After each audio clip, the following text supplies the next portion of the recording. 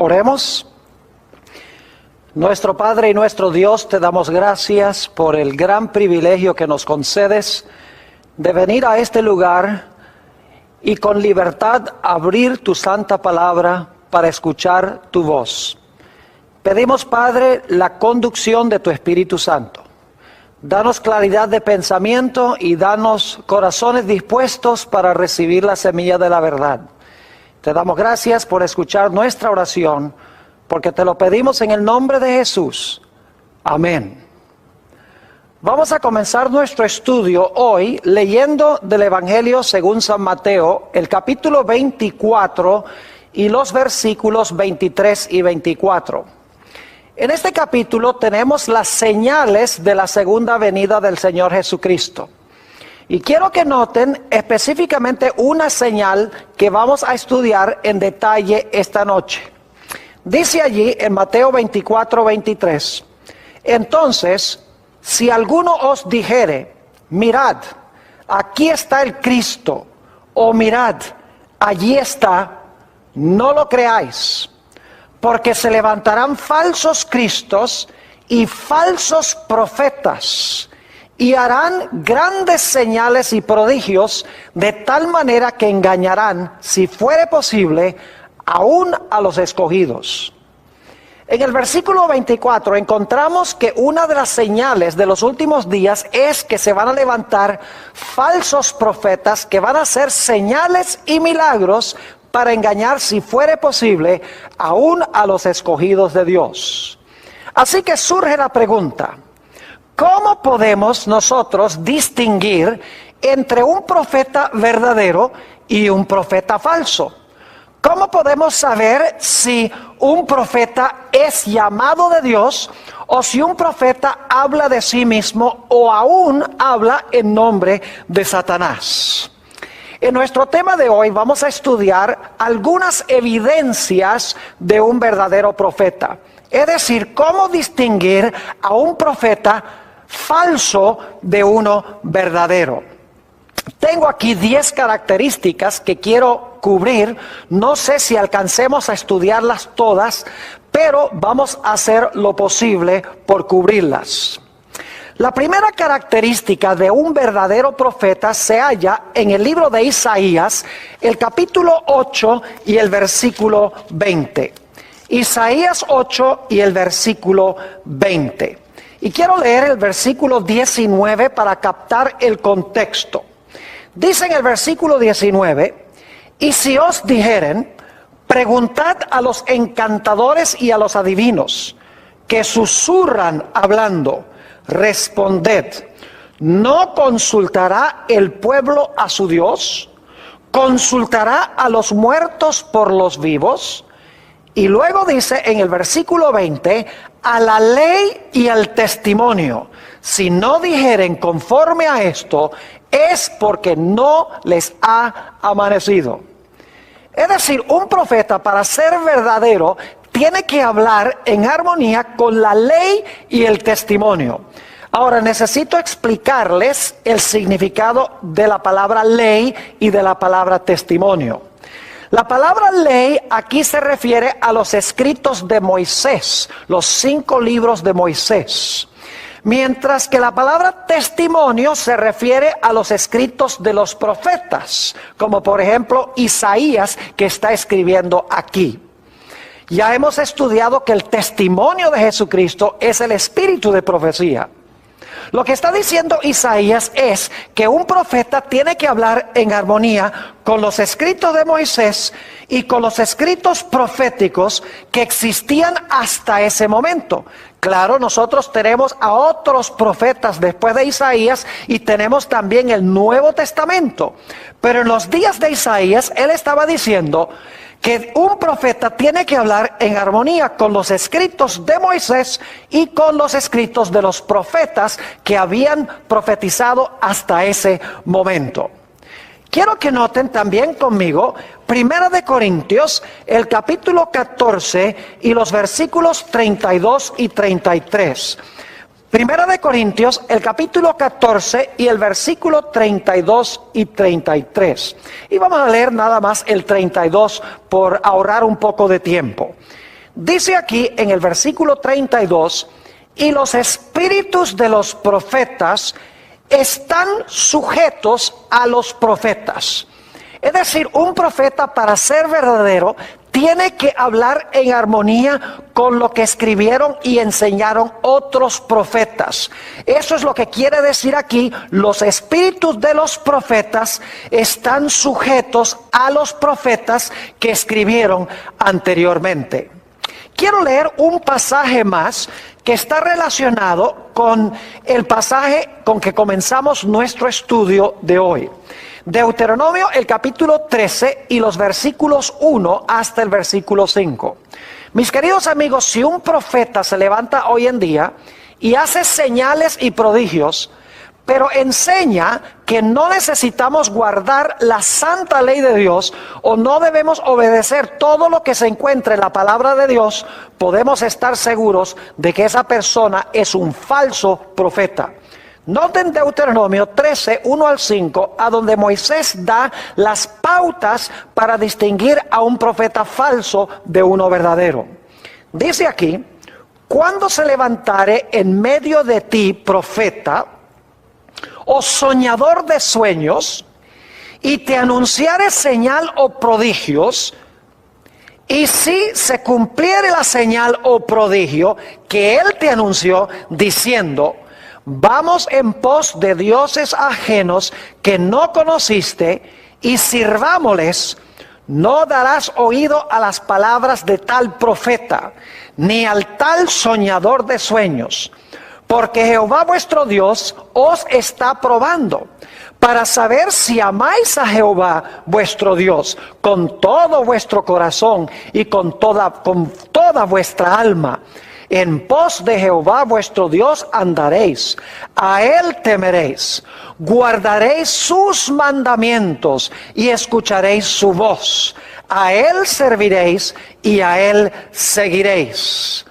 Tal profeta o soñador de sueños ha de ser muerto, por cuanto aconsejó rebelión contra Jehová vuestro Dios, que te sacó de tierra de Egipto y te rescató de casa de servidumbre, y trató de apartarte del camino por el cual Jehová tu Dios te mandó que anduvieses, y así quitarás el mal de en medio de ti. Un verdadero profeta, en otras palabras, va a enseñar que la gente debe andar en los caminos de Dios, deben temer a Dios.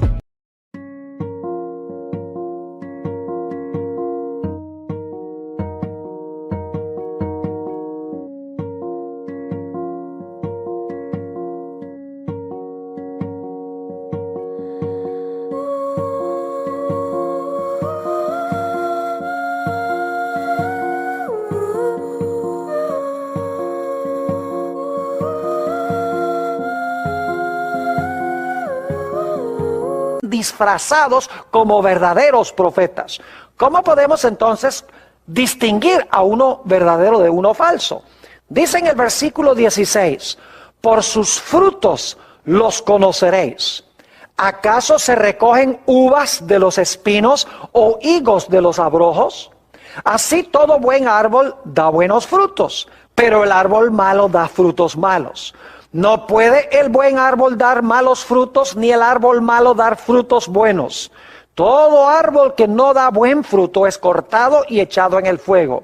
Así que por sus frutos los conoceréis. Ahora, cuando la Biblia habla de frutos, está hablando del fruto del Espíritu Santo. La palabra fruto o fruto se refiere a las diferentes cualidades de Cristo que el Espíritu Santo implanta en el corazón. Ahora, ¿cuáles son algunas de estas características que debe tener un verdadero profeta si es que tiene el fruto del Espíritu?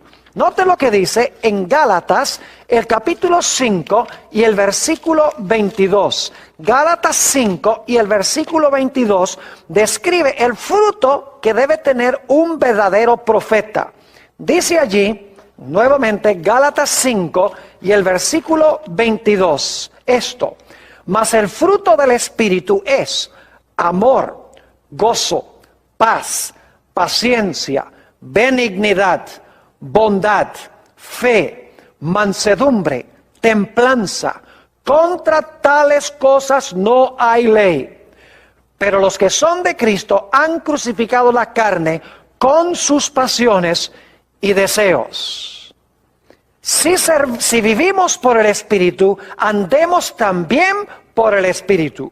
No nos hagamos vanagloriosos, irritándonos unos a otros, envidiándonos unos a otros.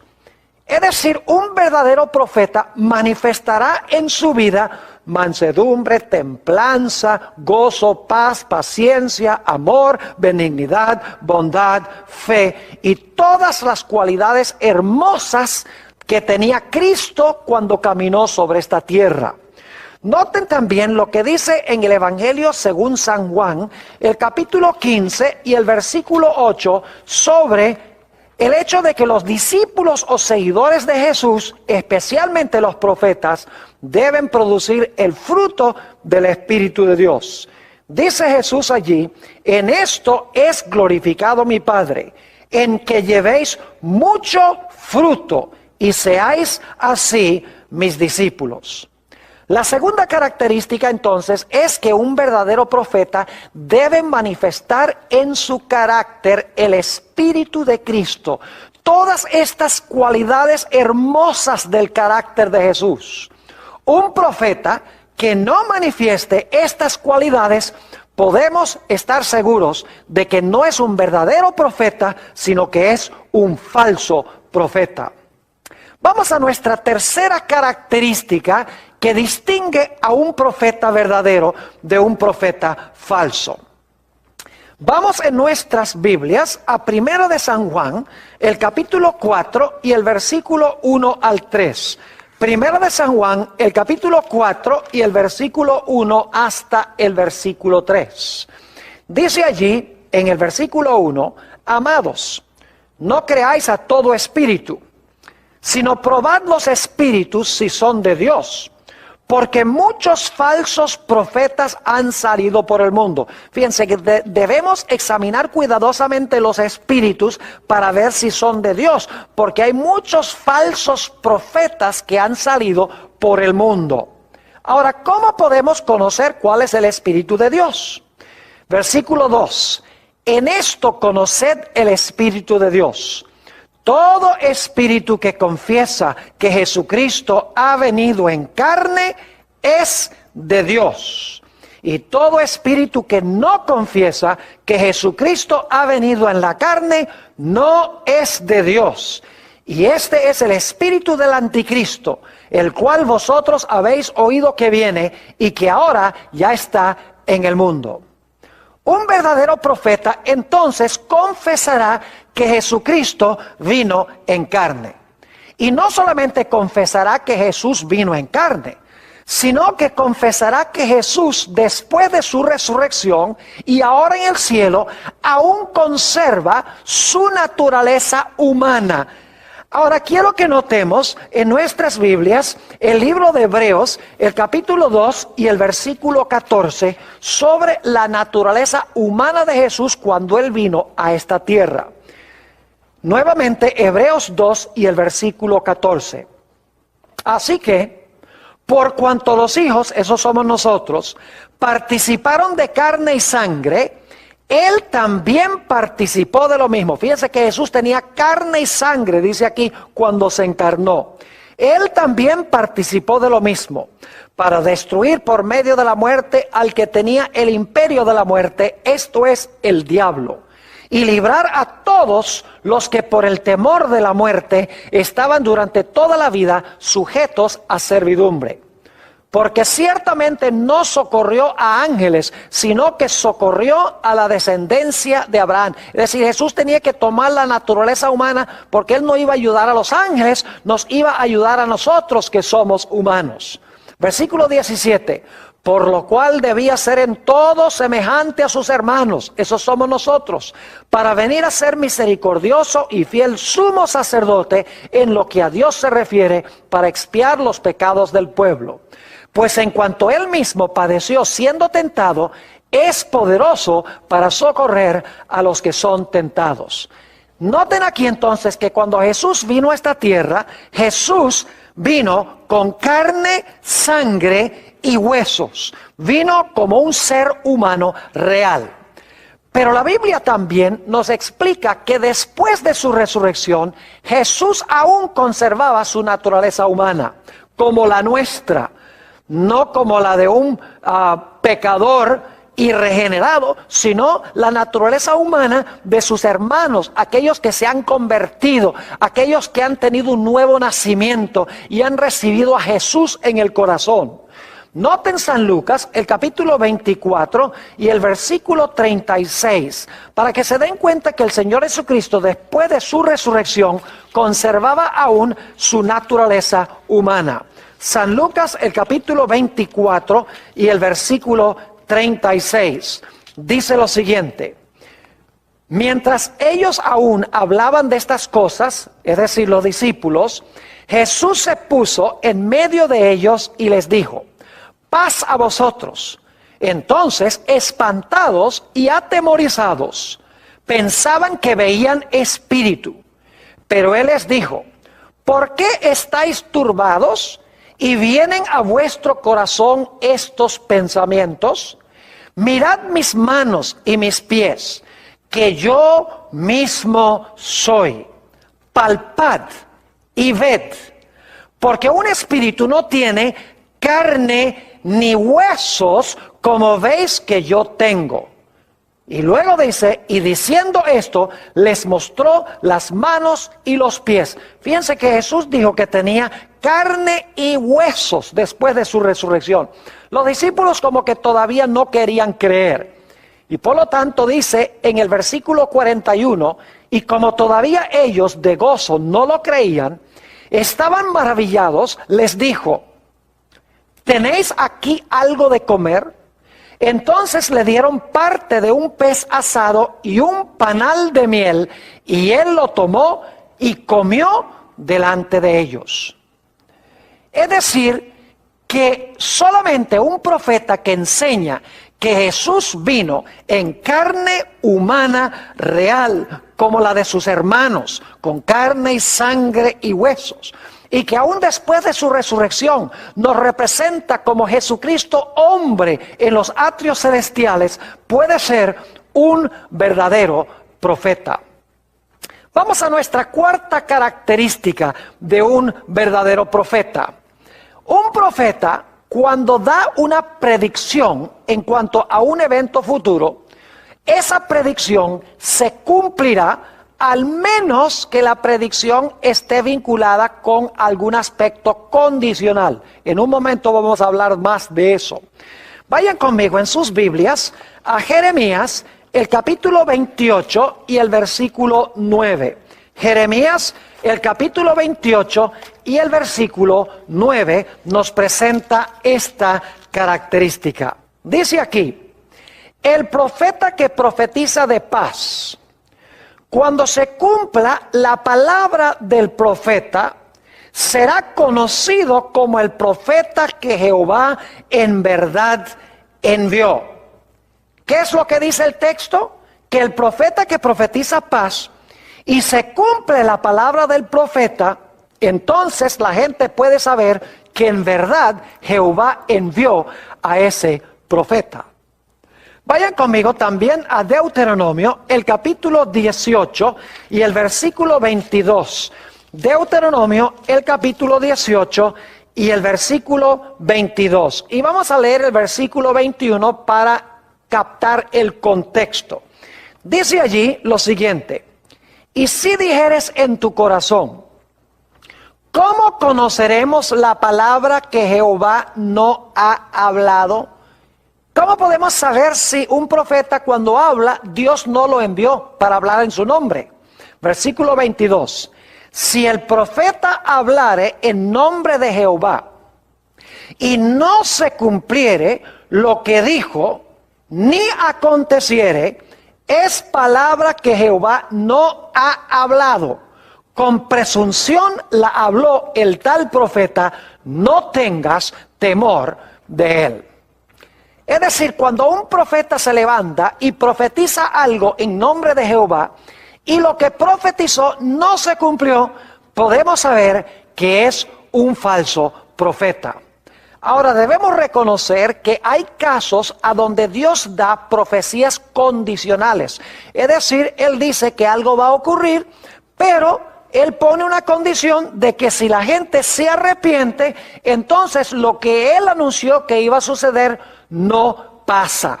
Tenemos un ejemplo clásico de esto en el libro de Jonás. Dios había dicho que Él iba a destruir la ciudad de Nínive en 40 días. Y la Biblia nos dice que Jonás proclamó este mensaje por todas las calles de la ciudad de Nínive. Después de 40 días, la Biblia nos dice que Dios se arrepintió de destruir la ciudad de Nínive y en lugar de destruirla, la salvó. Y claro, Jonás tenía miedo de que la gente pensara que él era un falso profeta.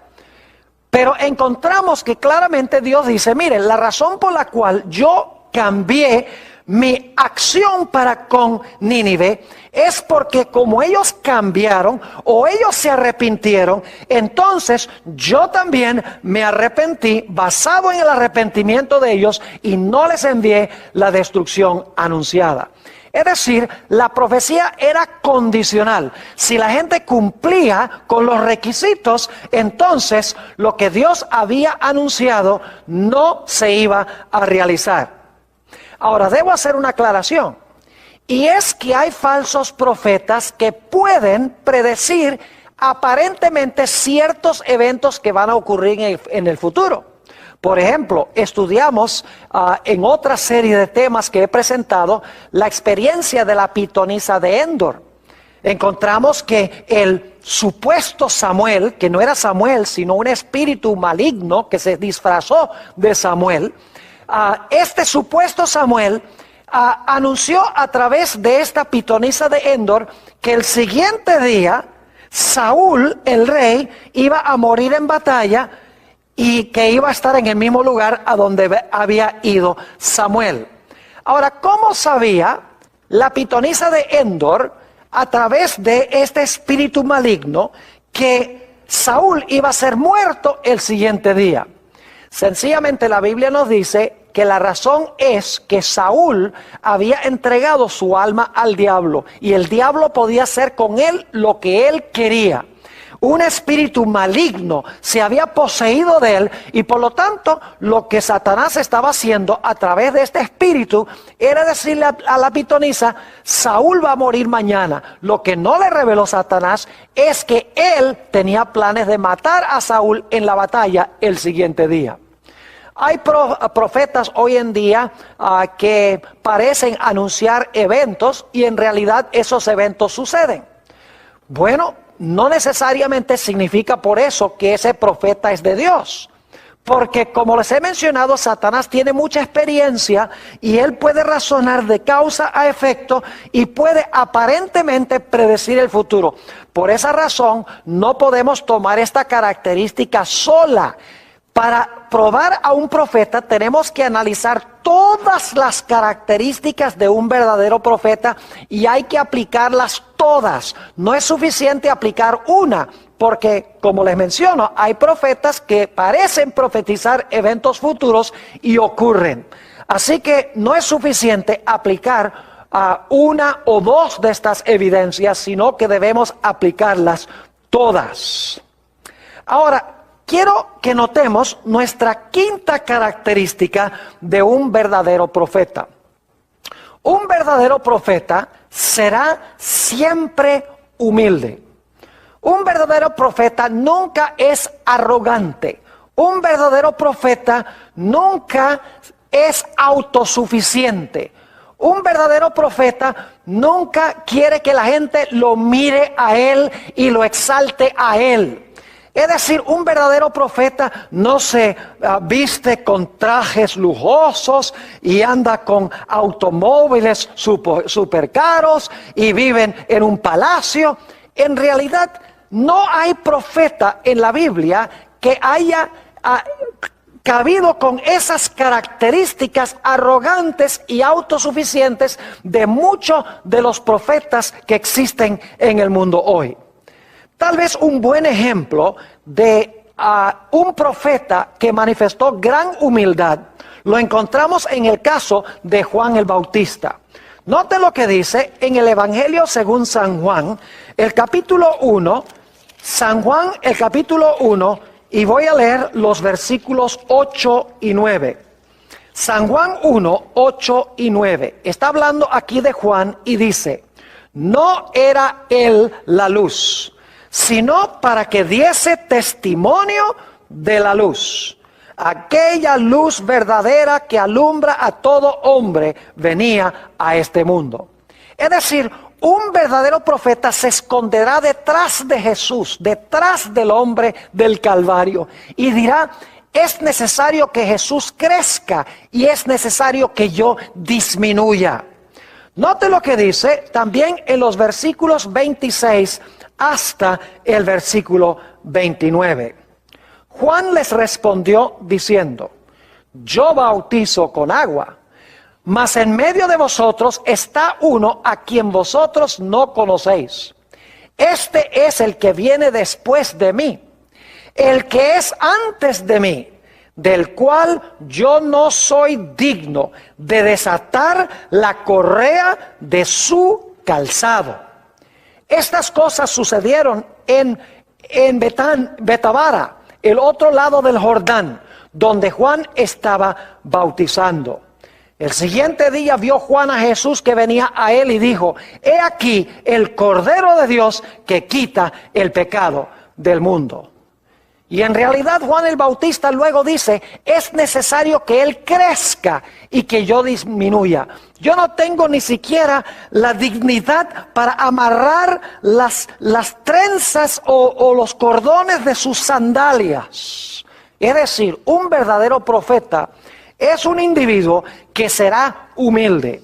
¿Cuán diferente de los profetas, de los tales llamados, digamos, profetas de hoy en día? Que andan en carros lujosos, viven en casas súper caras, que tienen mucho dinero, visten con trajes de $1,000, $2,000, están llenos de dinero, ostentan su grandeza y su autosuficiencia. Esa es una gran señal de un falso profeta. Vamos ahora a la característica número 6. Es una característica muy importante.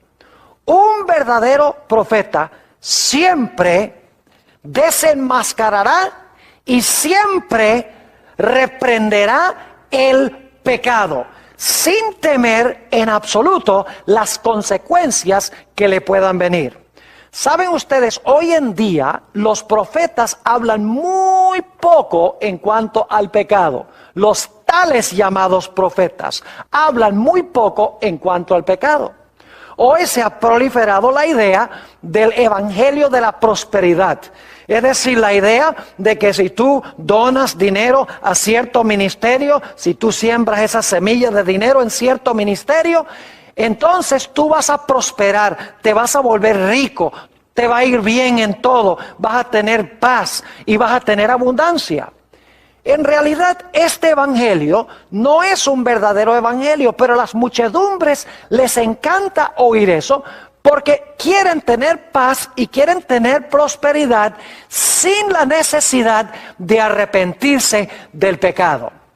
Pero en la Biblia, los verdaderos profetas siempre desenmascararon el pecado, siempre reprendieron directamente el pecado. Tenemos varios ejemplos en la Biblia de profetas que estuvieron dispuestos de morir por desenmascarar y reprender el pecado. Permítame mencionarles algunos de esos profetas que anunciaban la verdad cortante de Dios sin dar vueltas y sin temer las consecuencias. Tenemos, por ejemplo, el profeta Natán. Cuando David cometió su terrible pecado de adulterio y luego mandó a matar a Urías Eteo, Dios le dijo al profeta Natán: tú debes ir al rey y debes reprender al rey abiertamente por los pecados que ha cometido.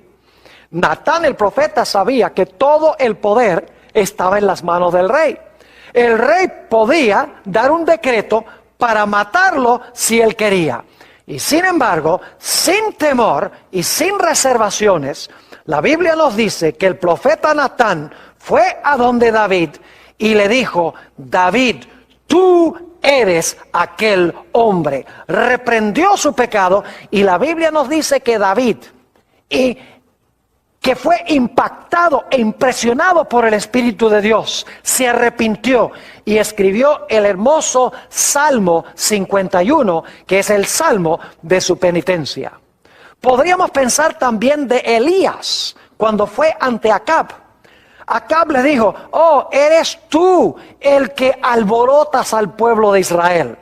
Y encontramos que Elías le dijo: no, yo no he alborotado al pueblo de Israel, sino que tú y la casa de tu padre han alborotado a Israel, abandonando los mandamientos de Dios y adorando a los Baales. Es decir, Elías no le tenía miedo al rey. Cuando había pecado, él cantaba el pecado por su nombre. Jeremías habló claramente ante varios reyes. Y como resultado, la Biblia nos dice que Jeremías fue a parar más que una vez al calabozo.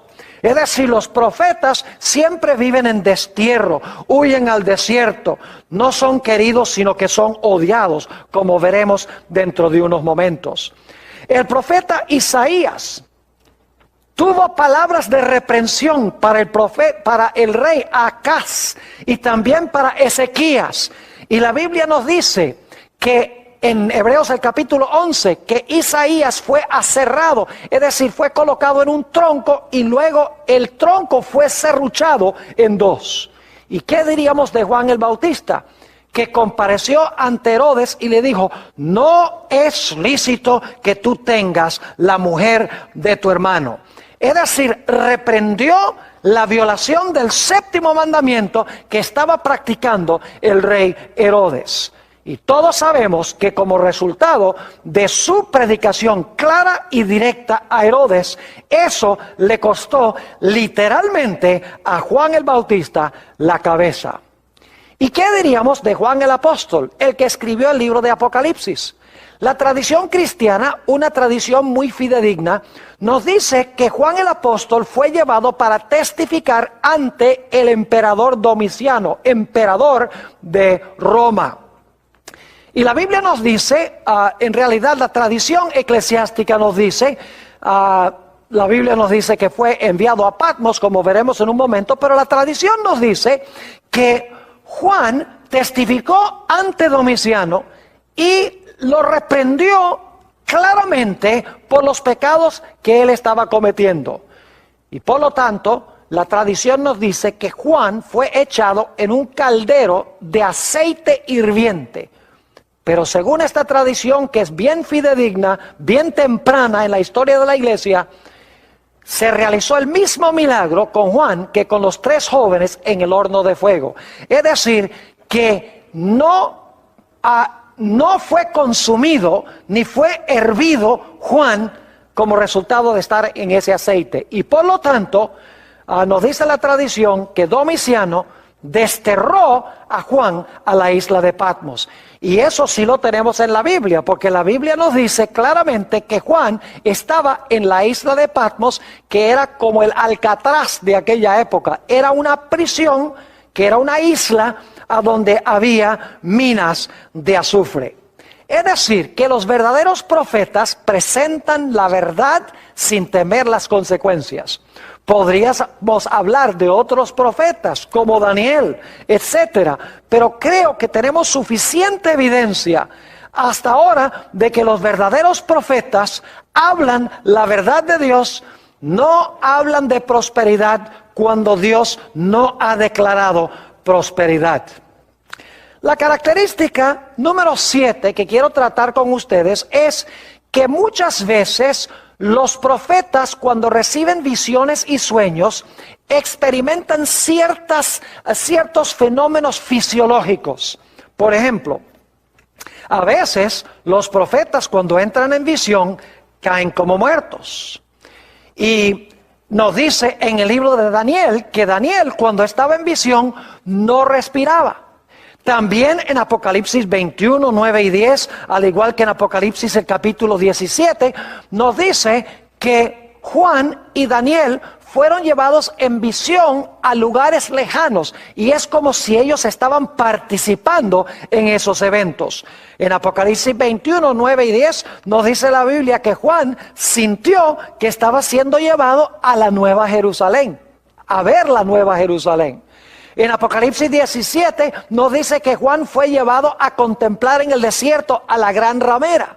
Ahora sabemos que no eran transportados allí físicamente, pero en sus mentes eran transportados, y era tan real que ellos pensaban que estaban allí. El apóstol Pablo tuvo una experiencia semejante a esta, según nos dice la Biblia, en 2 de Corintios, el capítulo 12 y el versículo 2 al 4, a donde se nos declara que el apóstol Pablo conoció a un hombre, y yo creo personalmente que ese hombre es él mismo. Conoció a un hombre que hace varios años fue transportado al tercer cielo, y luego dice, no sé si fue transportado en el cuerpo o fuera del cuerpo, es decir, no sé si fue transportado al cielo en visión o si fue transportado al cielo en persona. Dice, pero allá escuchó palabras que nadie puede repetir. Es decir, que los profetas pasaban por cierta serie de fenómenos fisiológicos cuando entraban especialmente en visión. Perdían la fuerza natural, caían como muertos, no respiraban. Después de la visión nos dice que Daniel recuperaba su fuerza otra vez. Es decir, que muchas veces los profetas, cuando entran en visión, pasan por estos fenómenos fisiológicos. Ahora vamos a nuestra característica número 8 de un verdadero profeta. En realidad, los verdaderos profetas son odiados y perseguidos por aquellos a quienes entregan el mensaje. El oficio profético es un oficio supremamente difícil. Según la Biblia, los profetas no buscaban esa función, no estudiaban para ser profetas, no se enorgullecían de ser profetas. Generalmente hablando, en la Biblia, los profetas preferían no ser profetas, trataban de zafarse del llamado. Por ejemplo, Moisés, cuando Dios lo llamó, Moisés dice, no, pero yo no sé hablar. Lo mismo sucedió con el profeta Jeremías. El profeta Jeremías dijo, no, yo no sé hablar. Es decir, los profetas sabían que les esperaba una tarea supremamente difícil y preferían no tener que cumplir la función de profeta. Muchas veces los profetas eran medio extraños y excéntricos. Raras veces los profetas eran populares. Es decir, yo no conozco ningún caso en la Biblia a donde un profeta haya sido querido por el pueblo. Porque el pueblo a quien era enviado el profeta siempre odiaba al profeta, porque el profeta decía las cosas exactamente como son. Es decir, como hemos hablado, el profeta no encaramelaba su mensaje, sino que el profeta reprendía el pecado y hablaba directamente. Los verdaderos profetas no buscaban fortuna, ni fama, ni dinero para ellos mismos. Es más, la mayoría de los profetas eran pobres y tenían poca educación. Y yo creo que una de las razones por las cuales Dios escogió profetas con poca educación es que la gente que tiene mucha educación le encanta mostrar su sabiduría y de esa manera se interponen entre Dios y el pueblo, y en vez de dar el mensaje de Dios, imparten un mensaje que viene de su propia sabiduría.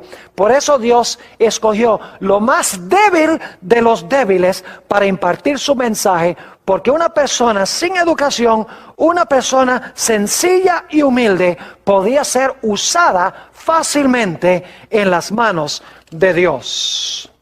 Ahora queremos ir a nuestra característica número 9 de un verdadero profeta.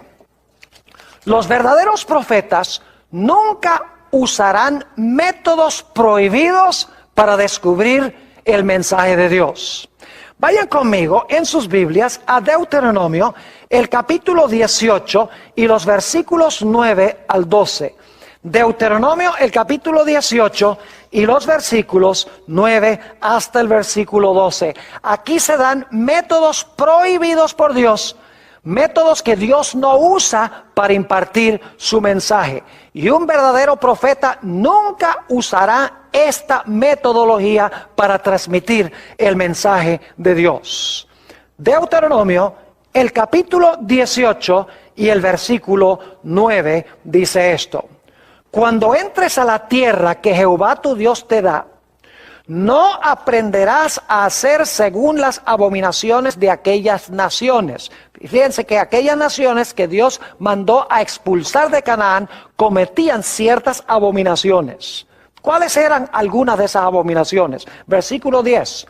No sea hallado en ti quien haga pasar a su hijo o a su hija por el fuego, ni quien practique adivinación, ni agorero, ni sortílego, una persona que echa suertes, ni hechicero, ni encantador, ni adivino, ni mago, ni quien consulte a los muertos. Es decir, no imparte Dios un mensaje a través de un medium espiritista, o el que lee la bola de cristal, o el que lee los naipes, o el que procura determinar el destino en las estrellas. Dios no usa ninguno de estos métodos para transmitir su mensaje a través de un profeta. Noten el versículo 12: porque es abominación para con Jehová cualquiera que hace estas cosas, y por estas abominaciones Jehová tu Dios echa estas naciones de delante de él. Vamos a leer también un par de versículos del Nuevo Testamento. Apocalipsis, el capítulo 21 y el versículo 8. Apocalipsis, el capítulo 21 y el versículo 8. Dice aquí, hablando de los que van a estar fuera de la santa ciudad: pero los cobardes e incrédulos, los abominables y homicidas, los fornicarios y hechiceros, los idólatras y todos los mentirosos tendrán su parte en el lago que arde con fuego y azufre, que es la muerte segunda. Notaron que una de las descripciones que hay en este versículo menciona hechiceros, los que usan hechicería. Noten también el capítulo 22 y el versículo 15. 22, 15. Mas los perros estarán fuera. Y los hechiceros, fíjense otra vez, y los hechiceros, los fornicarios, los homicidas, los idólatras y todo aquel que ama y hace mentira. Así que fíjense que nuevamente se menciona aquí hechiceros. Mis queridos amigos, Dios prohíbe tratar de descubrir nuestro destino y nuestro futuro yendo a magos, astrólogos, adivinos, médiums, espiritistas, etc. Dios imparte su mensaje a través de profetas sin emplear estos métodos prohibidos. Vamos ahora a nuestra característica número 10 de un verdadero profeta. Dios ha levantado profetas en cada momento crítico y crucial de la historia del planeta Tierra. Podría mencionar las diferentes épocas cuando Dios levantó esta voz profética en medio de un momento vitalmente importante para la raza humana. Voy a mencionar esos momentos históricos crucialmente importantes. Por ejemplo, el primer profeta de la Biblia fue un hombre llamado Enoc. En Judas 14 y 15 nos dice que Enoc profetizó, era el séptimo desde Adán y profetizó. Es decir, Enoc fue profeta. La Biblia nos dice que caminó con Dios y Dios se lo llevó al cielo de entre los vivos. La Biblia nos dice que cuando Dios estaba a punto de mandar un diluvio universal, ciertamente un evento crucial en la historia del planeta Tierra, Dios levantó a un profeta para advertirle al mundo en cuanto a lo que iba a pasar, para que se arrepintieran de su pecado. Ese profeta fue Noé. Cuando Dios iba a dar inicio a la nación judía, Dios llamó a otro profeta, el profeta Abraham. Y sí, la Biblia nos dice en Génesis 15 y el versículo 13 al 15 que Abraham fue un profeta. Es más, el Señor Jesucristo en San Juan 8:56 declaró que Abraham vio mi día y se gozó. Es decir, que Abraham, cuando Dios iba a establecer a la nación de Israel, levantó a un profeta. ¿Qué diríamos cuando Dios iba a librar a su pueblo de Egipto? La Biblia nos dice que otra vez en este momento crucial de la historia, Dios levantó a otro profeta. Su nombre era Moisés. Y Dios a través de Moisés sacó al pueblo de Israel de Egipto y los llevó a la tierra de Canaán.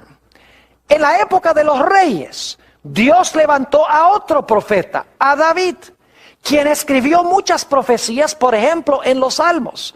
En el Salmo 16 hay una profecía mesiánica hermosa donde dice que el cuerpo del Mesías no iba a haber corrupción en el sepulcro. En el Salmo 22 hay otra profecía magnífica de David donde dice, Dios mío, ¿por qué me has desamparado? Solamente para mencionarles dos profecías que encontramos de David. Es decir, cuando comenzó la época de los reyes, Dios levantó a un profeta llamado David. ¿Y qué diríamos del momento cuando el pueblo de Israel iba a ser llevado cautivo a Babilonia? La Biblia nos dice que Dios levantó a Daniel y levantó también a Jeremías inmediatamente antes del cautiverio y a Daniel durante el cautiverio. Eventos muy importantes en la historia de Israel. Dios levantó a Daniel, Dios levantó a Jeremías en estos momentos críticos. Cuando se iba a reconstruir la ciudad de Jerusalén, cuando se iban a reconstruir los muros, la Biblia nos dice que Dios levantó a varios profetas. Levantó a Ageo, levantó a Zacarías, levantó a Zorobabel, levantó a Josué, el sumo sacerdote. Es decir, Dios levantó cuando el pueblo iba a restablecerse a una serie de profetas para ayudarles en su obra. Y cuando el Señor Jesucristo iba a venir a este mundo, Dios preparó el camino levantando también a un profeta. Y todos conocemos a ese profeta como Juan el Bautista. Ahora yo pregunto, ¿creen ustedes que si estamos viviendo en los últimos días, que Dios cerca del final de la historia también va a levantar la voz profética? ¿O será que Dios al final de la historia no va a levantar ningún profeta? Mis queridos amigos, en cada momento crucial de la historia del planeta Tierra, Dios ha levantado un profeta para iluminar a su pueblo de Dios, a su pueblo, para mostrarles la verdad en cuanto a lo que iba a ocurrir. ¿Hemos de esperar que Dios haga menos que esto en los últimos días? La iglesia adventista cree que Dios ha levantado en estos últimos días un profeta dentro de la iglesia. En este momento está muerta, es una profetisa, se llama Elena G. de White. Ella escribió muchos libros sobre muchos diferentes temas. El propósito por el cual Dios la levantó es para preparar a un pueblo en todas las dimensiones para la segunda venida de Jesús. Ella habla de educación, ella habla de la obra médica, ella habla de finanzas, ella habla sobre profecías, eventos del fin. Habla de todas las dimensiones de la vida cristiana y cómo podemos nosotros complacer a Dios y preparar un carácter donde podamos decir, he aquí, este es nuestro Dios, le hemos esperado y Él nos salvará. Ahora, algunas personas dicen, bueno, Pastor Bor, pero el asunto es que Elena G. de White fue una mujer. ¿Acaso una mujer puede ser profeta según la Biblia? Claro que sí. Déjeme mencionarles los nombres de varias mujeres que fueron profetas de Dios. Tenemos a María, la hermana de Moisés. Tenemos a Débora, que fue profetisa y además de eso fue juez. Tenemos a Hulda, la profeta, que se levantó en los días del rey Josías para guiarlo en su gran reforma que trajo al pueblo de Israel. Tenemos otros profetas menos conocidos, como Ido, por ejemplo. Tenemos las 4 hermanas de Felipe. Tenemos a Ana también. Es decir, en la Biblia hay muchas mujeres que fueron profetisas usadas por Dios. Así que el hecho de que Elena G. de White haya sido una mujer no tiene ninguna trascendencia. Pero alguno dirá, Pastor Bor, ¿será que hubo profetas cuyos escritos no formaron parte de la Sagrada Escritura? Porque la señora White escribió muchos libros, pero ninguno de sus libros es parte de la Biblia. ¿Será que había otros profetas que hablaron en nombre del Señor y que sus libros o sus escritos no fueron incluidos en la Sagrada Escritura? Claro que sí. La Biblia menciona a varios de estos. Por ejemplo, Natán fue profeta. No hay ningún libro de la Biblia que tenga el nombre de Natán. Elías fue un gran profeta. No hay ningún libro en la Biblia que tenga el nombre de Elías. Eliseo fue un profeta muy importante. Tampoco hay un libro en la Biblia que lleve el nombre de Eliseo. Tenemos también a Juan el Bautista, que Jesús dijo era el mayor de todos los profetas. Y sin embargo, no hay ningún libro en la Biblia que lleve el nombre de Juan el Bautista. Podríamos seguir mencionando a Abraham y otros cuyos nombres se mencionan en la Biblia, pero que nunca escribieron un libro que es parte del canon bíblico. Es decir, para que un profeta sea verdadero, no es necesario que haya escrito un libro que se encuentra en la Sagrada Escritura. Quiero concluir leyendo un versículo que encontramos en el libro de los Proverbios, el capítulo 29 y el versículo 18. Proverbios, el capítulo 29 y el versículo 18. Aquí dice lo siguiente: donde no hay visión, el pueblo se disipa. Donde no hay visión, el pueblo ¿qué? El pueblo se disipa. Y debo decirles que en la versión del 60 se traduce un poquito diferente. Dice, sin profecía, el pueblo se desenfrena. En realidad la palabra hebrea significa se escurre, se desparrama, se desune. Es decir, donde no hay visión, el pueblo se desparrama o se desune. Pero luego dice en la última parte del versículo, mas el que guarda la ley es bienaventurado. Fíjense que la visión que Dios da al profeta tiene que ver con la obediencia a la santa ley de Dios. Porque dice, si no hay profecía, el pueblo se escurre o se desune. Pero luego dice, más, es decir, pero el que guarda la ley es bienaventurado.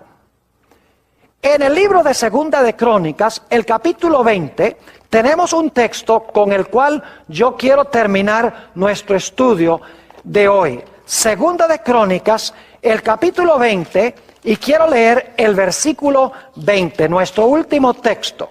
Dice allí, en Segunda de Crónicas 20:20, había un grupo de naciones, 3 de ellas que estaban viniendo contra el pueblo de Israel para destruirlo. Y Dios le dio una palabra de ánimo al pueblo, y noten lo que Dios les dijo en el versículo 20.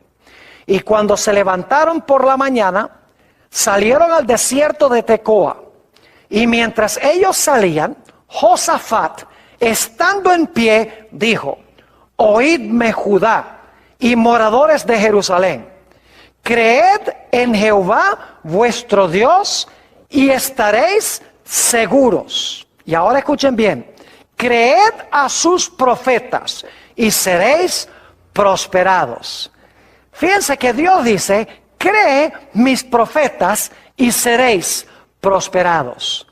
Mis queridos amigos, Dios nos ha dado pautas claras en su palabra para distinguir un profeta verdadero de un profeta falso.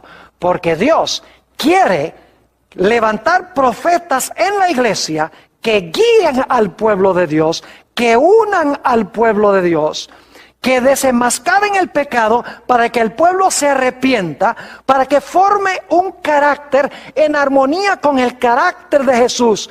De tal manera que cuando Jesús venga, su pueblo estará listo y preparado. Así pasó con Juan el Bautista.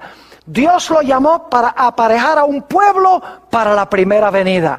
Así Dios, en estos últimos días, también ha levantado un profeta en la iglesia remanente para preparar a un pueblo para la segunda venida del Señor Jesús.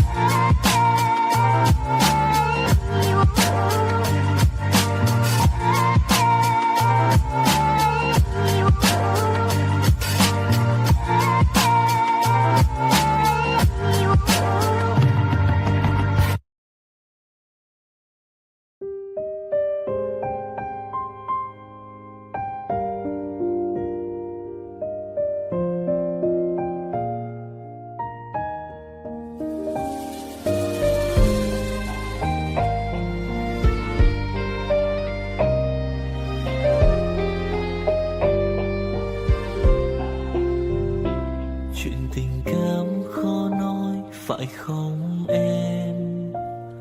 Chuyện tình yêu đâu biết được ngày mai. Rồi hôm nay em bên ai, nhìn em khóc trên vai. Thôi hãy quên đi, về với em hiện tại. Anh còn nhớ về ngày ta còn đắm say. Anh vẫn nhớ về người bên anh khi ấy. Em đã quên rồi câu hứa yêu trọn đời. Em bỏ anh rồi, em vui tình nhân mới. Cuộc tình này đã khác rồi, mình kết thúc em ơi. Chuyện tình này đã chết rồi, còn tiếc chi em ơi. Một lần em gian dối rồi, còn cố yêu không vui. Một lần em đã phản bội, làm vết thương chưa nguôi. Thì anh vẫn sẽ mỉm cười, người khác làm em vui. Còn anh xin kết thúc và giữ chút đau thương thôi. Ở nơi xa luôn nhớ về một mối duyên tình phai. Đường em đi nay khác rồi, còn mỗi anh đơn côi. Đường em đi nay đã khác rồi, còn riêng anh mãi đứng đơn côi.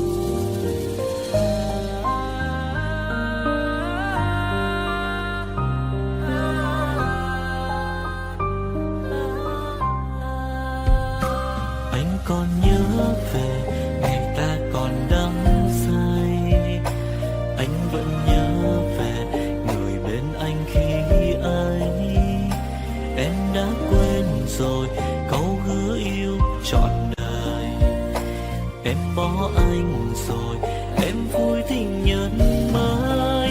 Cuộc tình này đã khác rồi, mình kết thúc em ơi. Chuyện tình này đã chết rồi, còn tiếc chi em ơi. Một lần em gian dối rồi, còn cố yêu không vui. Một lần em đã phản bội, làm vết thương chưa nguôi. Thì anh vẫn sẽ mỉm cười, người khác làm em vui. Còn anh xin kết thúc và giữ chút đau thương thôi. Ở nơi xa luôn nhớ về một mối duyên tình phai. Đường em đi nay khác rồi, còn mỗi anh đơn côi. Cuộc tình này đã khác rồi, mình kết thúc em ơi.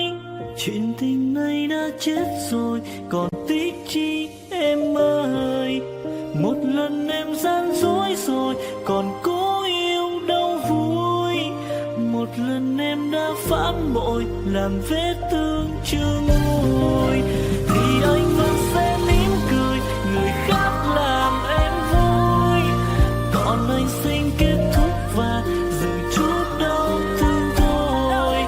Ở nơi xa luôn nhớ về một mối duyên tình phai.